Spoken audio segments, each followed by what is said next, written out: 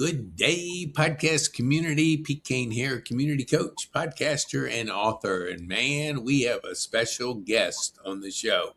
It has taken me at least 8 months to get him on the show. He is in such demand, we couldn't get him on the show till today. So I want you to sit back and enjoy yourself. You get to hear from a guy very unique, very different, very authentic.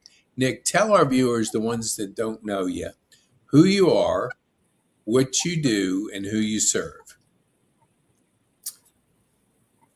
Well, Nick Nasha, I'll give you a brief, just the brief. Grew up in Florida.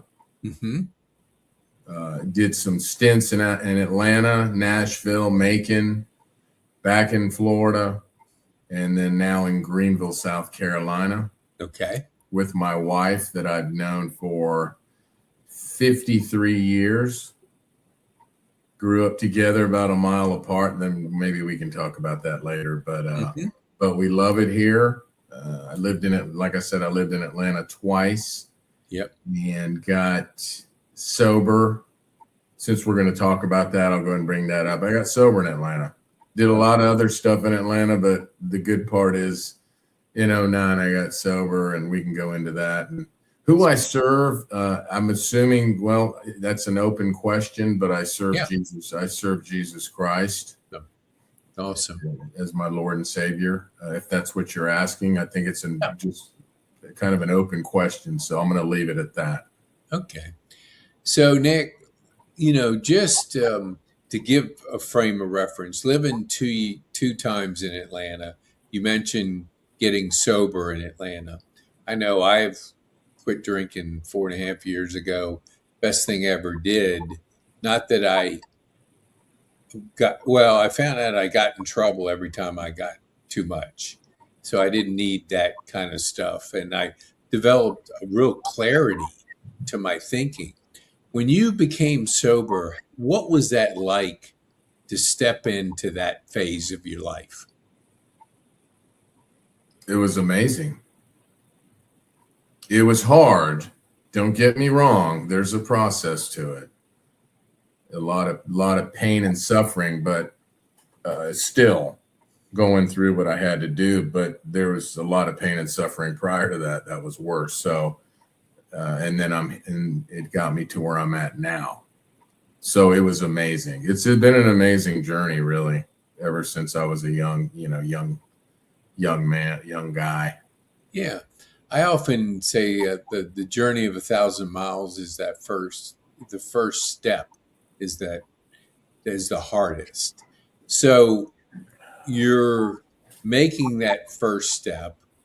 What was the most difficult thing about getting sober and being a new person from what you used to be?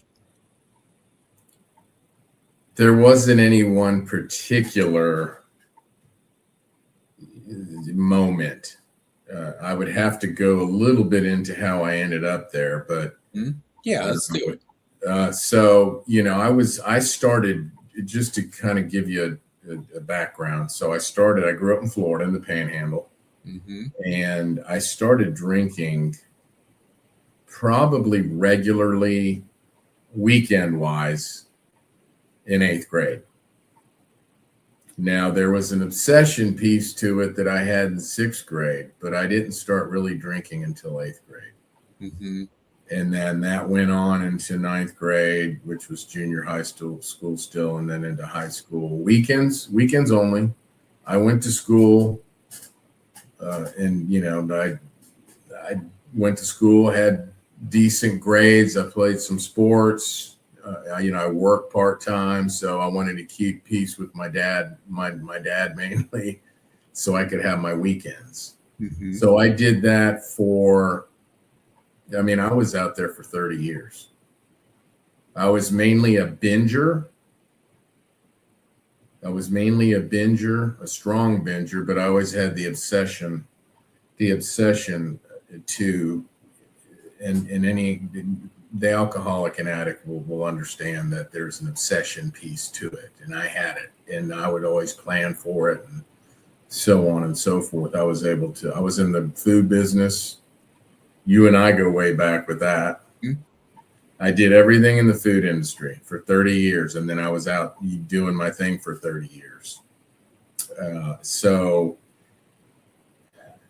so we worked together at one point. I think I met you. I'm going to get off on a little trail. I think I met you in like, oh, when did you start where we worked? Oh Man, five or 06? I know it was well before the Olympics. Maybe Oh, Olympics were in 96. So, but not at US Foods. That was at Cisco. So I was there 10 years. So maybe it was 05, 06, some I 07. thought that's when I started in 03. I Okay. had moved from Florida back to Atlanta Hmm. in 02-ish. And so I lived there in the late 80s too. I'll tell you how old I am. So I lived there in the late 80s and then was back there in 03. And I did get married in 03. And then in 09, we're kind of skipping around, but in 09 is when I got sober and I actually ended up getting divorced in 09. Hmm. So What did being sober teach you about yourself? that's a very good question, Pete. That's the one thing I wanted to know. So in the beginning, you think you're having a lot of fun. I mean, there was some fun times growing up. I grew up, down in the Panhandle and did my thing all the way up to a certain point. But at a certain point, a lot of people, they got kind of go through a period and then they move on. Hmm. They either whether they have a family or whether they just move on with life. Alcoholics, addicts don't do that. It goes like this. And that's what was that your question you're asking me? So that it just started taking off. And then after high school, I went to I did go to local colleges. I went to I ended up going to junior college and then a couple other colleges as well down in Tallahassee. That didn't last long. But ended up going back to Fort Walton Beach. Fort Walton Beach is where I grew up. Hmm. Most people know Destin, Florida. Yep. So ended up getting back there, but I ended up in Atlanta because I had been there so much. We used to always go up to Atlanta and watch the Braves play at old Fulton County, Hmm. and ended up moving there in the late '80s. And I was working. I was staying with a friend of mine, and I was working doing banquets and trying to get into a management position. I finally ended up getting with Steak and Ale. Still running hard, but it's fun to a point. But when you get a little bit older, it is it's the trouble like you're talking about, and that hit me a lot. I had several arrests, not even DUI. I didn't even get a DUI till 2000. That was the Hmm. only one I had. I should have had 899 of them. But I had other arrests. They were petty arrests. Hmm. Spent a day or two in jail, but it was all due to drinking and drugging. For me, it was in my early 20s, coming out of high school and going to school and growing up down there. I worked in all the bars, and so I thought it was, I had thought it was a fun time, and I'd get arrested here and there, and no big deal. I'd get out of it. So every time, and then I would try. So drug wise, I tried most of it. I didn't like. Do you want to get into that? Yeah. I mean, because I think the viewers getting to know your journey, So to okay, know where you came from. Yes, and I don't want to get into all the stuff I did. I do think a lot of times, like if you do, if like most of the people, if they're doing AA, that's not the only way to get sober. Okay, but if you're doing that or doing, and maybe even celebrate, sometimes they get into their story and they go, well, I don't want to talk about my past, and I'm only going to briefly, and that's true. You don't want to dig into like how high you got and all the things that, but I do think it's important that everybody does have a story. And so if I go listen to a speaker, I want to know who that person, just like you're saying. Yep. What, no matter what you did, I mean, it's just, but everybody has a story, and then you do come up with like, what you're doing now in the solution piece. So after I got out of high school and I was going to college and working, I was working in a bar and I was having fun down there. And then I was doing my thing down there with drinking and drugging. But I tried when we were growing up, there's nothing like it is now. Mainly you had a lot of drinking, a lot of weed smoking. There was cocaine. I never ran across, I know crack was in the 80s, came really bad. Rarely, I mean, I didn't even know there was like, you never saw needles. I didn't. They were there, but I didn't see them. Mm-hmm. And then the pills are out of control now. And back then, I didn't see a lot of those either. They were there, but I didn't see it. Mm-hmm. So the main was drinking, weed, cocaine.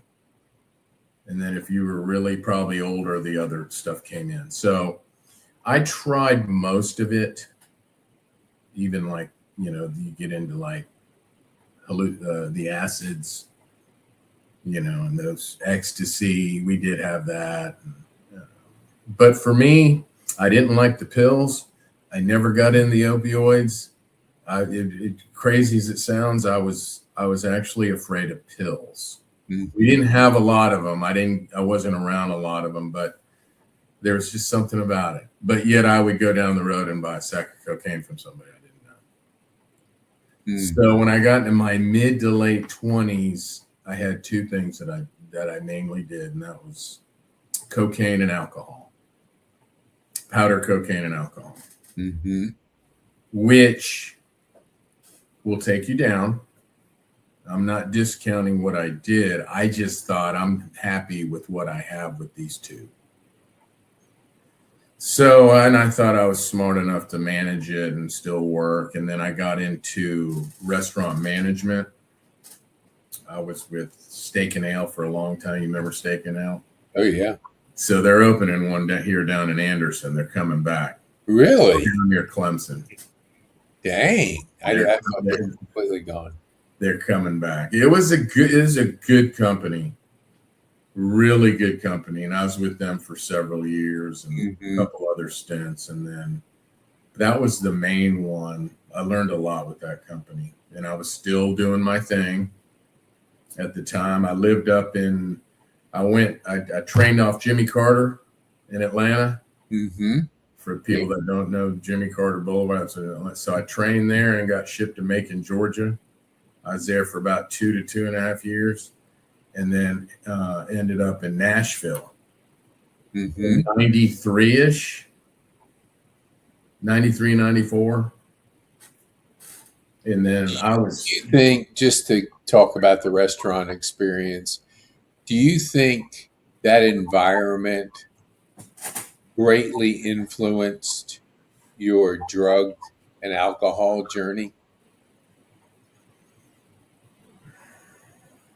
I wouldn't say greatly. More so than not, but not greatly. It helped me because it's not the 9 to 5 thing or 8 to 5, and I didn't have to really do that there.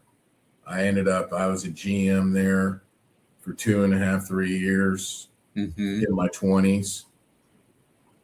So you make schedules. You have 3 different shifts, morning, and I work mornings. It's not like I didn't, but it's morning. Then you have mid shifts and closing shifts. So I was able to manipulate a little bit with that, and I didn't do it every night. I told you I was more of a binger. Mm-hmm. I mean, I could go 3 days of using in my mind. Okay, I need to take these 2 off, and then okay, this coming Wednesday I'm off. Thursday. It didn't always work like that. There were times I didn't want to do it and I did it, but generally I didn't do it every day. Mm-hmm. But it got worse, and it did progress. It's a progressive disease. So it did progress. You don't just start out usually just shooting heroin addict. Usually starts out Right. as you probably know. Yep. So between Macon and Nashville, which was, let's see, I left Nashville in 98. There was a good 10 years in there where it was really on, but I was still able to work. And I mean, I'm in my 20s. Mm-hmm. Not that, I'm just, when you're in your 20s, you can do a lot more when you're in your 50s, as you know. Yeah. Oh, yeah. So, and I was running hard. So, I went to Nashville and did that. And I got into some other stuff. I got out of the restaurant business for a minute.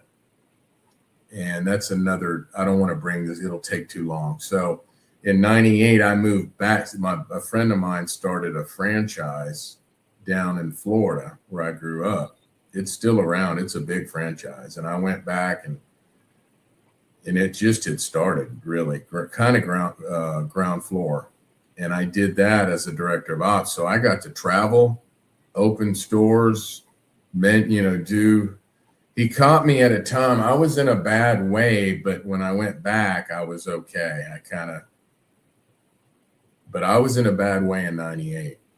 Mm-hmm. Very bad way with breakup and drug use and so on and so forth. And then I moved back down to Florida. I was down there for 4 years. Do you think it took hitting rock bottom to start recognizing that you had a problem, or did you live so much of in and out binging that it was never hitting rock bottom? It was just the way of life that you had chosen. What do you, and I know what you're talking about with rock bottom. What do you define that as? Coming to grips with this is not the life I wanted to live, and it sucks. And if I continue it, probably not going to be around. So I either have to make some changes in my life, or I'm going to continue down a life of destruction. Okay. Rock bottom, it's a little tricky. This is my opinion, okay? Just like I asked you, like, what's your basic definition? This is my opinion of rock bottom. And I'm in this industry now. Mm-hmm. I went right into it after I got sober, and we'll talk about that. But rock bottom is a little tricky because it's just kind of open, rock bottom. Like, people will go, well, you'll hear it a lot.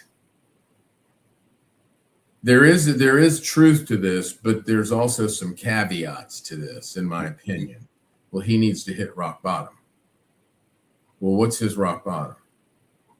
Or her rock bottom? And I would say then asking for help, because asking for help is what I think is the only way you can start improving, because anybody can tell you anything, but until you say, I need help, and you're humble enough to admit that you're in a bad place, you can improve. That's also, there's also some caveats to that. It's Yep. not about, you can't just get humble. Some do, some don't. Let me just give you an example.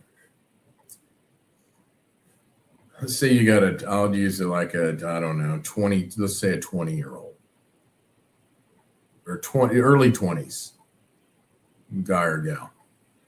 And they've wreaked havoc and they're in a bad way. Now, it's different for a younger person, but I'm going to use this because of the parent. So the parent may like, they may, you know, it's hard for a parent. Some people will tell that parent, just let them, you know, let them go. Just let them go. They'll figure it out. And some of them do. At this point, I never tell a mom to like, just, especially if I'm talking to them. You got to get a lot of information to me on a person, what they've done, where they've been, is just like how long they've been doing it. Are they really an addict and all that? But let's just assume they are. I never tell parents or a parent, look, you just got to let them go and figure it out. Now, there are times there's a way to do it. There's a way to do it. At some point, you have to do that a little more a kinder way with a plan, because not every addict is going to get humble. Most of them aren't going to get humble. Now, even if they're living under a bridge, they might not get humble. I know it's hard for someone that's not in addiction or you know, not an addict to understand that. And I totally get that. But it doesn't work quite like that. It's different for everybody. So getting back to that, I never tell anybody, we usually come up with a plan. And this kid this young person may have been to 5 different treatments. And then people on the outside, family, just, you know, when are you going to, you know, you do have to have a plan is what I'm saying. They can't stay at your house forever and use in your house. That's not what I'm talking about. But I'm talking about a plan. And you got to set some boundaries, and then you do have to have some ultimatums, but always have the door open for them to call 24/7 if they want help. Mm-hmm. So that's one piece of it. For me, so you asked me about me. Yeah. I was 44. I was 44. There was a moment, honestly, one morning, this was probably in 09, maybe late 08. And I was sitting there, I was working from home. I was working with US. Mm-hmm. And I had a drink, and I had a line of cocaine sitting there. And I stopped for a moment and had a moment of clarity. And in that moment, I did have some humility in I was thinking about God in that moment. And I thought, you may have a problem. I'm thinking, you may have a problem. I mean, it's just like, how did I get here? Now, this is like 10 o'clock in the morning. And so I was thinking that I was losing my mind possibly too. But I always wanted to have a relationship.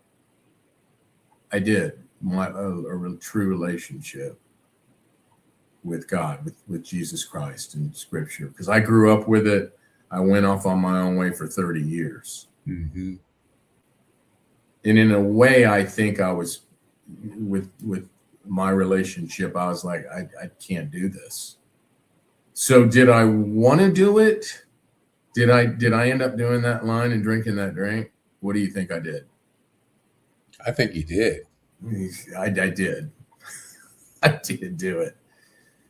I knew exactly where I was going to go, though, as soon as I did it mentally.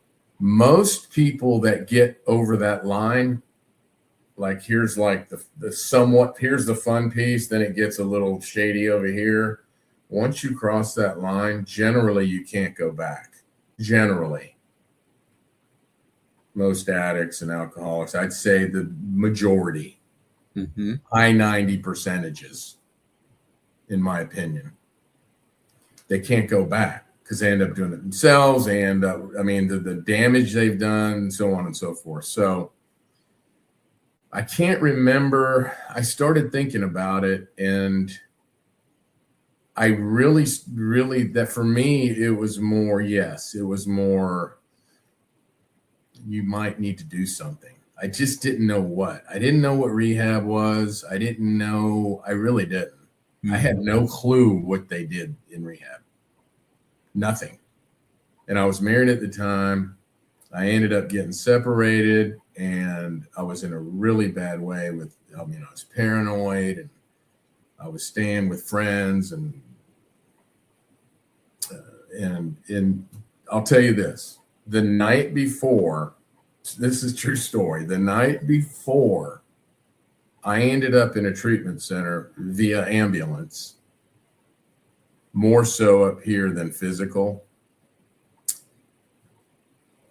My now ex-wife, she I was talking on the phone with Lane. She goes, I want you to go get an assessment.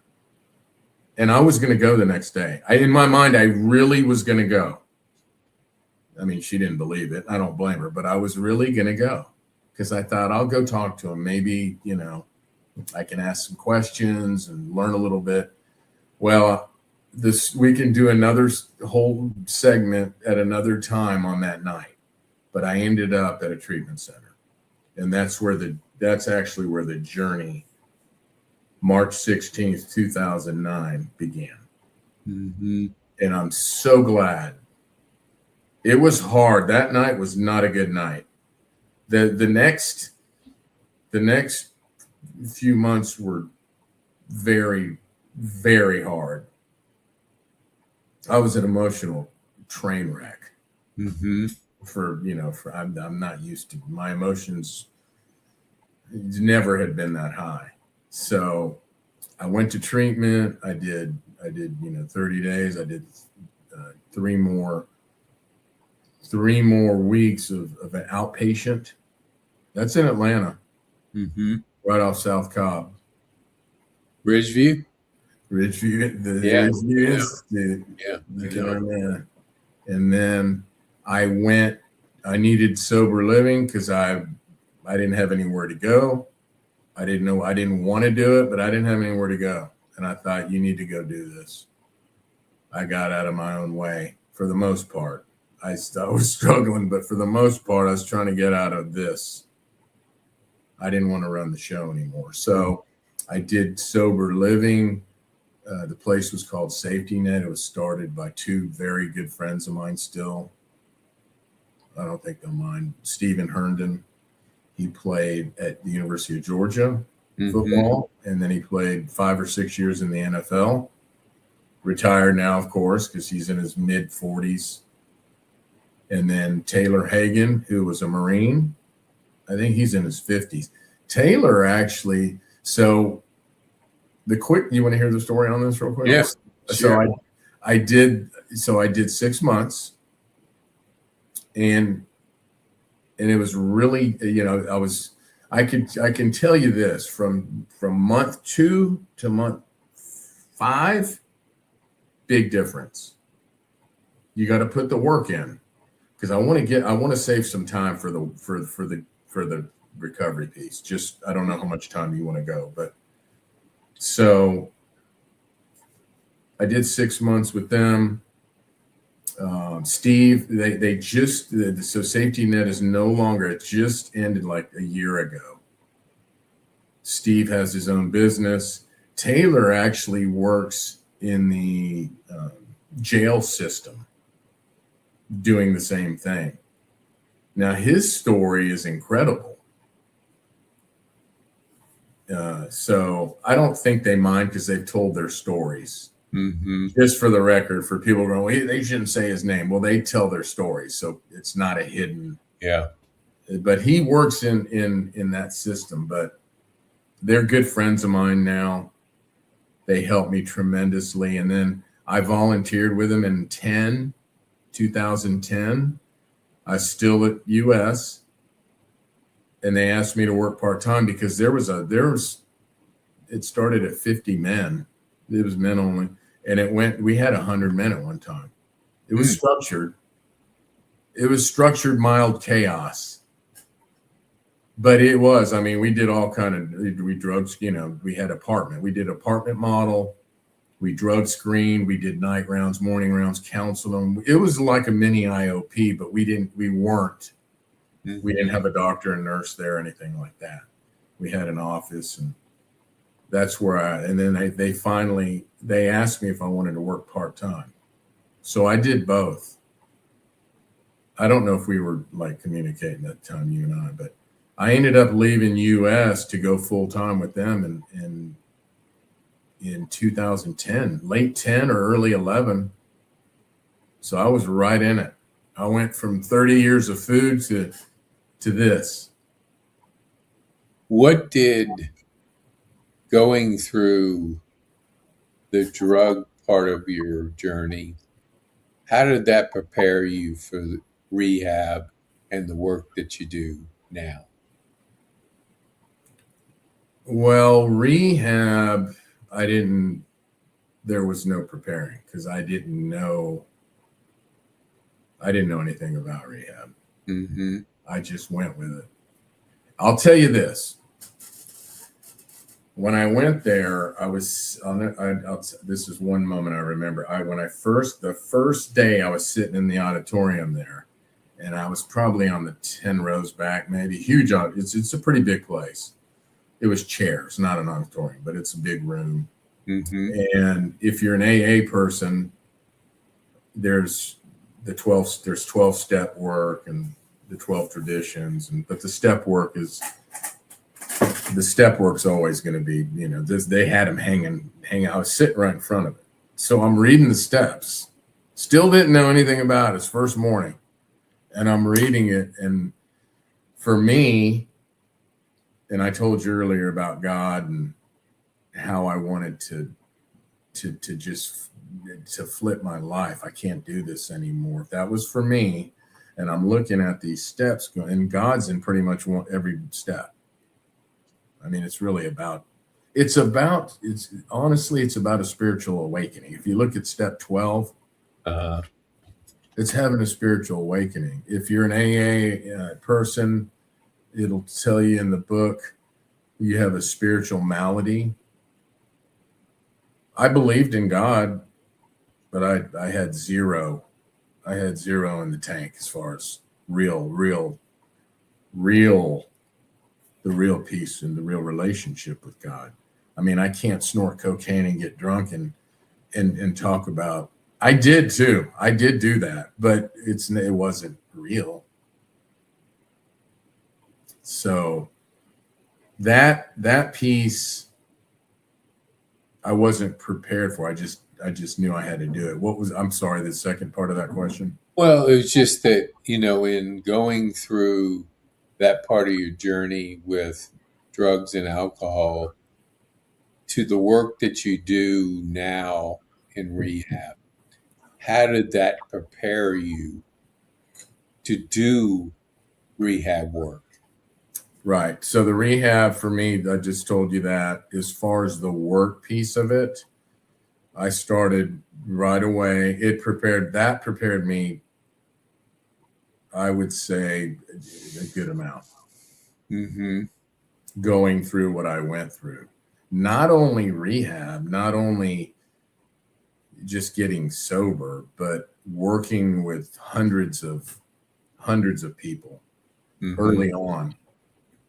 It's it's not easy in the beginning. There's a process to that. And through safety net, it was called safety net. I don't know if I mentioned it, but through safety net, I mean, they kind of threw me in there, not 100%, but I ended up getting, by the way, so they sent all their people, through, it's called GACA, Addiction Professionals. It's right there at Ridgeview. You get certified. I got certified in Georgia. It's called a CAC1. It's a Certified Addiction Counselor 1. It takes about a year to 2 years. You can finish it fairly quickly. I don't know how long it took me, but it was in 13 when I actually finished it. But there's a process. But you can go out and help people. You don't have to have anything to go help people. But, you learn some clinical stuff. I mean, I'm not clinically, like, I don't have a master's degree, but it prepared me. I would say by the time I got here, I was like, I had done everything, not everything, but I had done a lot of things in the pertaining to that, working with people, families. Families is a big deal. Big deal. Not enough families are being worked with or getting help themselves.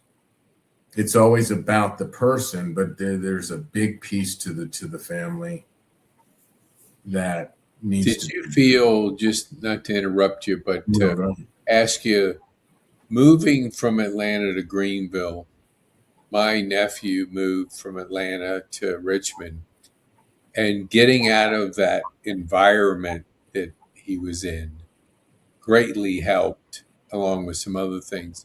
Did you have to move to Greenville to put a little bit of the Atlanta journey behind, or was it just you found a good opportunity to do work with rehab and the company that you're working with up there? Did relocation have anything to do with it? Relocation, I'm going to answer your question with that's a good question. Relocation does not generally stop somebody from using. You can try it, but I got to get away from, it may help a little, but then you usually revert back if you're a true addict alcoholic. So logistics does not generally. When I moved here, it was in early 18, my wife and I. So we moved here. So I got sober in 09. So no, and I'm going to say something in a minute. I'm trying to remember. No, we came up with safety. So Safety Net was up here. It was a 20-bed facility up here. That's why I moved here. Okay. And there was one in Charlotte too. So I will say this, and I learned this 2 years ago a lot. And and when I found out, I was like, gosh, some people, they out on the outside, they think, not all, I don't know. I can't even say generally, but I've heard the question several times, and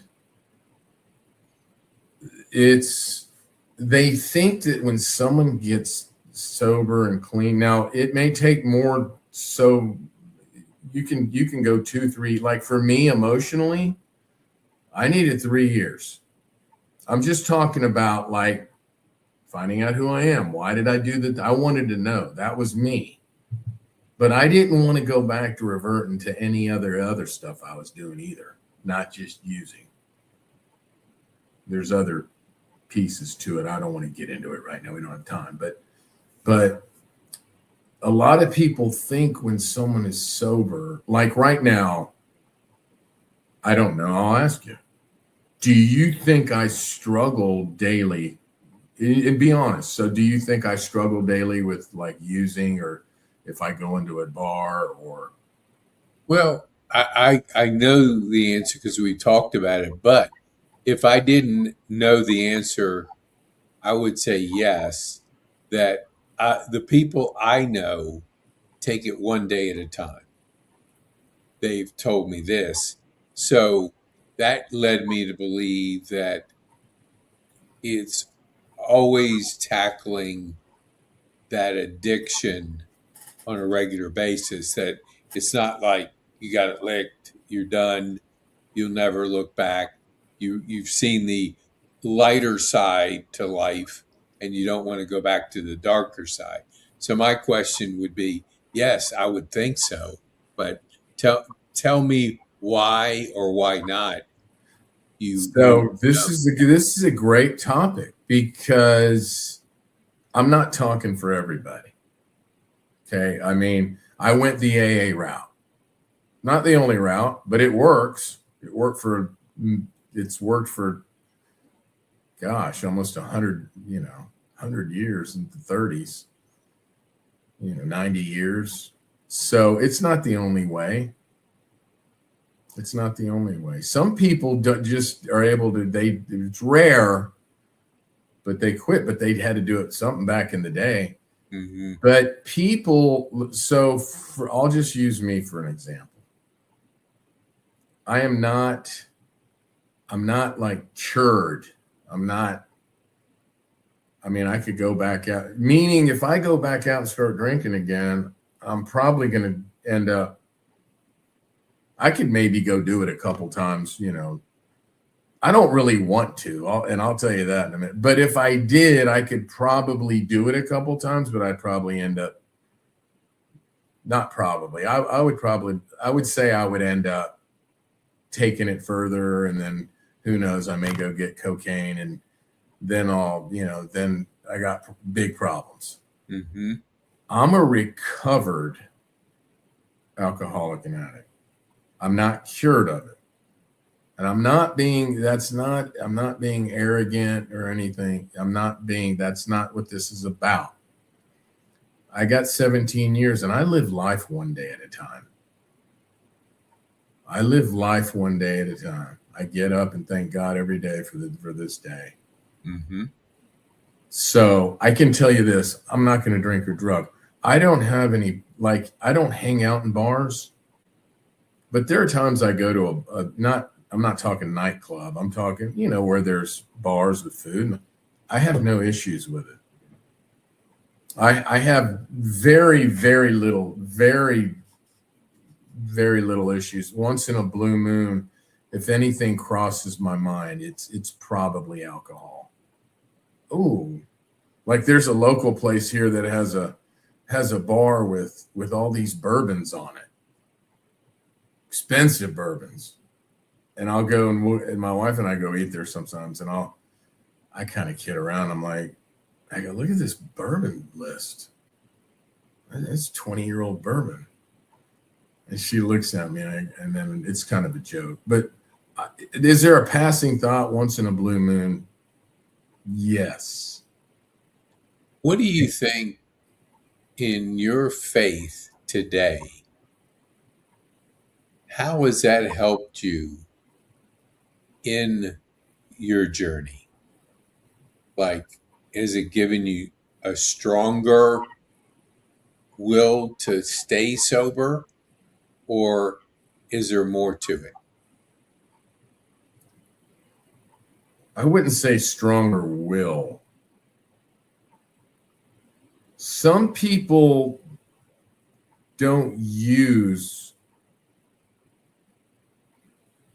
they call it, well, you can call it whatever you want. You white knuckle it. There were times I went 30 days without doing it. Not many. There's a reason behind it, and that's a whole nother thing. But it's not really willpower. You want to be comfortable. You want to be. Willpower doesn't. No. There's no such thing as willpower. No. I want to be comfortable and happy not doing it. Now, even when I first even the first 3 months, I didn't want to go back out and use. Mm-hmm. Now, I was in a dangerous spot. I mean, I was with around a lot of good people. I'm not saying if I was living on my own, I probably would. I mean, who knows? I didn't really want to. I was dealing mainly with my emotional state and the separation. And then, then I didn't want to go back to work where we were working at, meaning I wanted more time off. Mm-hmm. I liked it. So, I mean, I was in sober living, working at U.S. Foods, but it helped me. It's helped me. You brought up humility in the beginning. That's one. In Proverbs 3, some of your listeners probably like he's talking, but that's okay. I'm on here and I'm going to talk about it. But it's in Proverbs 3, it says, do not lean on your own understanding. That doesn't mean you don't make decisions. But for me, it's getting into the Word of God and whether if you're a believer, Mm-hmm. then you know that there's ways that God talks to you. Sure. And lets you know. I don't want to be the captain of the ship. I tried it for 30 years, Pete. What about mentor and accountability? Did any one of those have a bearing on your journey? I had I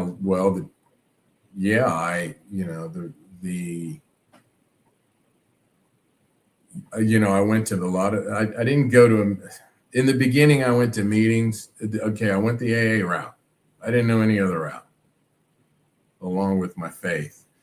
So I did that, and I surrounded myself with a lot of people. Yeah, it's important, very important. But there's also a lot of people don't like the step work. I think it's important. If you're going to do AA, my opinion is you should just do the step work,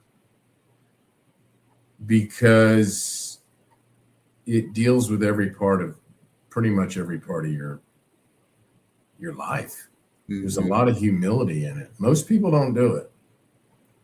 My goal was to do it by the time I got out of the sober living and I was back at US working for 40 hours a week, how much we worked, and doing my recovery. But I had to have a recovery plan. If you're not going to do AA, then have to me, you need something. Mm-hmm. Some form of fellowship with some kind of whatever you want to, people have different beliefs. Mm-hmm. But you got to have, to me, you got to have something. Most people. Did that answer the question on that? Yeah. What do you think if you had to give advice to a 20-year-old Nick, knowing what you know today, what would be the one piece of advice you would give him? 20-year-old me?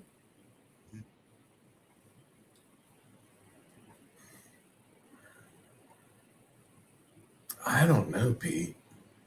There's so many things, but just one piece of advice. Well, can I say this and I'll answer you. Yeah. I do want to say that it's not cliche. I mean, this is just how I feel, that I went through what I went through in order to be where I'm at, where I can try to help people. Now, would I rather have, looking back, taken another route? Yes, but it's really tough for me to say that. But I'll give you one. So give one to my 20-year-old self. Yep, one bit of advice. Keep God first. Mm-hmm. No matter what. That's good. Keep God That's first. Good. Always. What as you look to the future, we don't know what the future brings. What are you most excited about?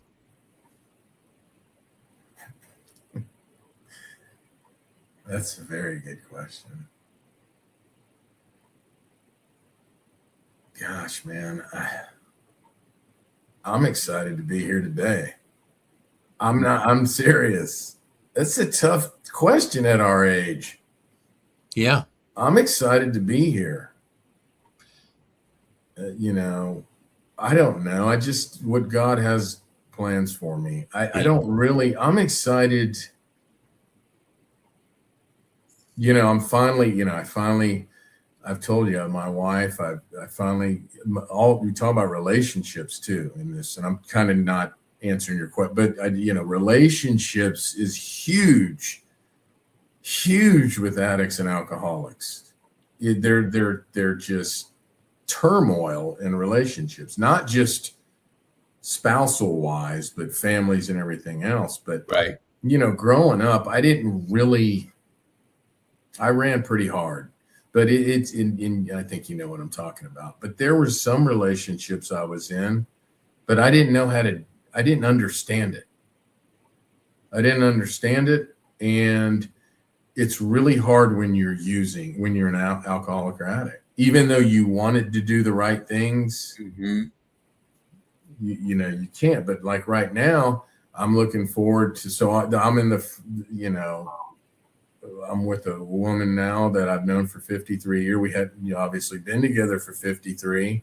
We got married in 2020. So that journey, that would probably be one. Because we're we just have we're so blessed and so many things in our lives, and so if I had to answer you, that would be where we're going together, and Mm-hmm. Where that journey's going to be. And then you and I talked about some things. Who knows, right? After 20 years of knowing you. Yeah. It took you 8 months to get me. And let me say this for the record, do not your viewers. I will say this too. Like, there are people, I don't know what it is, but I don't accept no. And I just keep asking until somebody tells me, quit asking, I ain't going to do it or whatever. So, because I believe that it's important for people to be able to relate to individuals. And when you're going through a journey, if you don't we sometimes see ourselves in other people by the stories that are shared. And it's valuable because today you'll always be able to go back and listen to this, and somebody else can listen to it maybe 5 years from now. It's always a seed of growth where people can come into that story is their choice. So I'm pretty persistent in that. And I believe that the world, how we give back is a lot of that fulfillment that we get is giving back and coming alongside people that need you at that time. I'm looking to go work with a group that they do Project Smart, and it's all about the education from kindergarten to high school of drug addiction, because we're losing so many people to drug addiction from drugs that if we can get them early enough to give them the whole story, not just the end result, which is, hey, when you're high, it's a great, it can be a great thing. Oops, hold on, my daughter. All right back. But it's so important that we are here to help, to give back, to make a difference. And even if it's one person, it's worth it because life is precious. Yeah. It's shorter than we think. Oh. Today's Monday. We only have a certain amount of Mondays left. We only have a certain amount of birthdays. and we do not know what tomorrow is going to bring. So, being grateful to have another day is a beautiful thing. Gratitude's important, very important Yeah. in addiction, and so is service. Yeah. What do That you that's think? that's the part of the humility piece when you start Yeah. that journey. As far as getting to the part where you got to quit using, you just don't. There's no the humility is not. It's a lot of times people are also thinking, they and I understand this. It's like, I've come this far. I'm so far along. The heck with it. I was going to use another word, but the heck with this. I'm just going to keep going. And it's hard to have the humility piece. But there's certain ways that's you can get in depth with that, but that's the mindset. It's like, and then you got the like with the opioid crisis, there's a lot of people that want to stop. Now they just had this 7-OH kratom up here that was like off the chain. Now it's illegal. I mean, I've seen so much of that, but they're physically addicted and they can't stop. They can't stop. There's some good Netflix documentaries on the opioid, but the opioid crisis is crazy because with the fentanyl, they're all bad. It's all bad. I've seen people yellow with bellies this big from alcohol. It just takes longer. I know a couple right now that I work with. They're family members. So there's all kind of, all your, vaping. You walk into I'll tell you what, you want to get it, walk into a vape shop. Just walk in there one day and you'll be stunned. You'll literally be stunned. So Yeah, I didn't even think until you mentioned it, and then the person I work with, he was mentioning the same thing about vaping being that first step towards going another level. And so much of on the street vaping, the drugs are laced in fentanyl, they're laced in other things that you buy off the street that you think is because it's cheap, I'll use it, but then it can be detrimental to your life. And that you see these vaping places all over the place. I mean, they're like Starbucks. Yeah. How much time we have? I'm going to mention a couple things. A few minutes. Yeah, because I have a few minutes. Yeah. So Share. I'd like to do this. There's a lot more to talk about, really. I want to get just real quick. We talked about people on there, that may not know a lot about addiction, and they don't know anybody. Generally, they know somebody, but if you may not have, or they just don't know a lot about it. We talked about earlier that when you get sober, it could take a minute to really get to the point where you're very comfortable. But generally, if you work some kind of program and you just something and stay in it, with positive people and positive reinforcement, there's a brain component to this. So most people, especially with years, 2, 3, 4 years, what have you, generally are going to be happy. Like I just needed to say that, and everybody's different. If you need to go to a meeting every day and you've got 4 years clean, then so be it. Then do it. Then do it. But you want to. For me, I don't struggle. Like I don't hang out in nightclubs, but could I go to one tomorrow? Yeah, I could go to one tomorrow. There are certain things that we do, that events and stuff we go, there's all kind of alcohol. I mean, there's people smoking weed on the streets. It's where you're at in your recovery. Mm-hmm. Meaning So, today, you're better prepared to face the bars, the drugs that are out there than you were years past. It took longer in your journey of recovery to be able to handle things differently. for me, I was done. Now, that doesn't mean I wouldn't have done it, but I did put in a lot of work. I went through a lot of pain, Mm-hmm.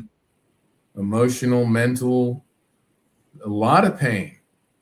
A lot of times, alcoholic and addicts, they just want it done like that their way. And it just doesn't work. I'll refer back to scripture.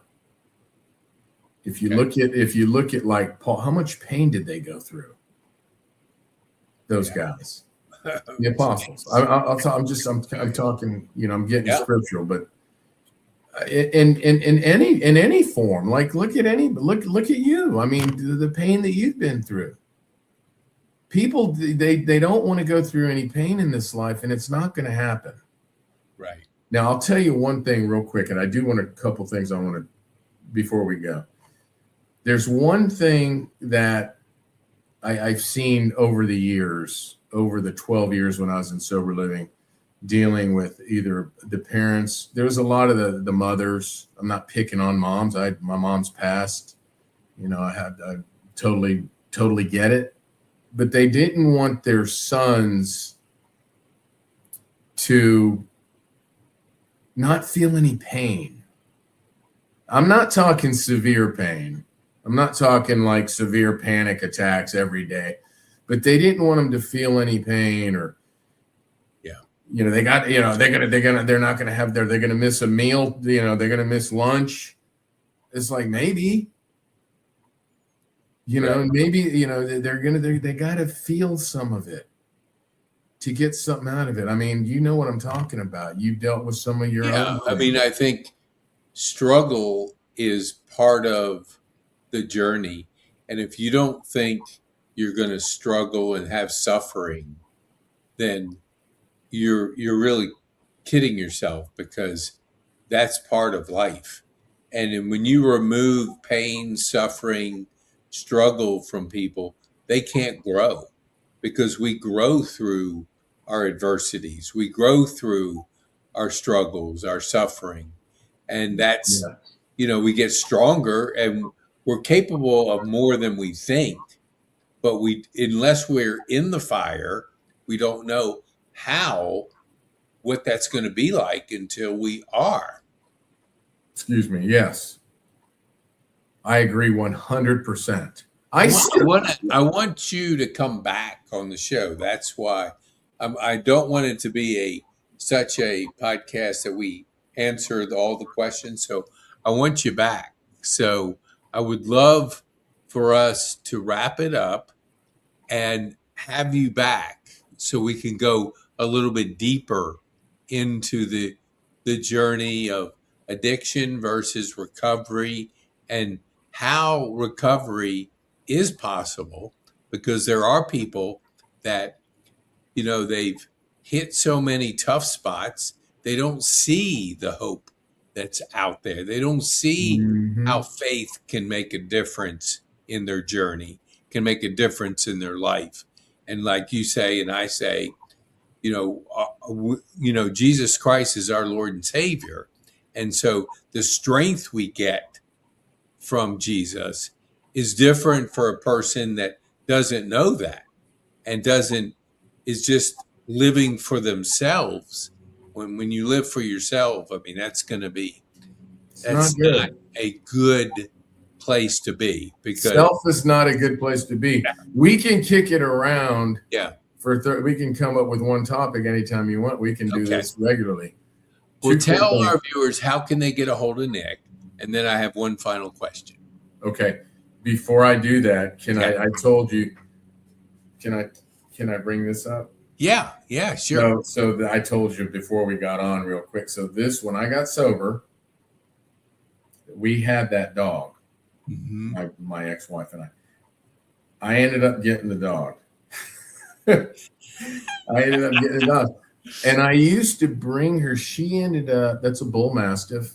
She ended up coming to work with me every day. She was like a recovery dog. Wow. Big 105-pound bull mastiff, but she was that's over at Campbell Middle School in Atlanta. Yeah. And it used to be the high school. So I used to take her over. It was just her and I for a long time. I told you, when I got sober, I changed everything. And I mean everything. And so with her, she was my girl. And we were up there one day sitting there, and she was sitting there for like 5 minutes. And I'm like, I was right above her. It was just her and I, as you can see. Usually. So I took that picture, and my wife, Audrey, made that for me. And she put that in the frame. So that was actually my dog. That's special. That's special. And then, what was the last question? How can people get a hold of you? They can go to so it's Recovery 413 now. Okay. It's what I do substance abuse counseling. I do life coaching. I got a cert in that. And I just want to help people. I work out of Simpsonville in an office called Five Forks Counseling Group, and then give props out to them. It's a great group. I do that not every day over there, but some. You can go to their website, Five Forks Counseling Group. Just Google them, and it'll take you to the website. We'll put it in the show notes. Five Forks Counseling Group or recovery413.com. Awesome. Final question, Nick. What would be the one thing you would want our viewers to take home from our time on this podcast? Depending who's watching, I would say, if you're to try, if you're watching, ask for help. If you know somebody that needs help, it's never too late. It's only too late if they're sick, if they're in the ground. So if you have questions, if you're a parent, if you're a friend of a friend, if you know somebody, pick up the phone and call. There is help. There's people that will help you. I get calls all the time where I can't work with the person, but I'll try to steer them. They don't know what to do. I get it. So just pick up the phone and keep searching for help. If you're the actual one in struggling, then reach out. Just reach out. You don't have to commit to anything. Reach out and like you said, if it's too far along, still try to reach out, because they really do. And it's hard to get humble. It's really hard. Just pick up. If they're watching the show, pick up the phone, go to get my number and call me. I do it all the time. I'll help you. Awesome. So if they're watching the show, they can call me, and I'll try to help them get to where they need to be. Awesome. We'll put your number in the show notes so when people can reach out to you. Yes, sir. Nick, thank you so much. It was well worth the wait. I'm glad we kept after you. Hey, don't act like I didn't want to come on here now. Don't. Hey, I got sober with a guy. He's a medical director out in Texas. Yeah. He's older than me. Yeah. You wouldn't know. He's a psychiatrist, but you wouldn't know. And we got sober together, and he texts me sometimes. Every once in a blue moon. He did it the other day. He said, and he did this in the beginning this was in 2009. He texts me. He goes, "You still ain't that big a deal." That's exactly how he says it. I love that. And I usually reply back, I needed that today. You ain't that big a deal. Oh, that is great. That is so true. Man, thanks for having me on. Let's kick it around again. We can we can do the shorter and come up with topics. I'm more than happy to. I really would. Awesome. Thank you, Nick. Appreciate you being on here.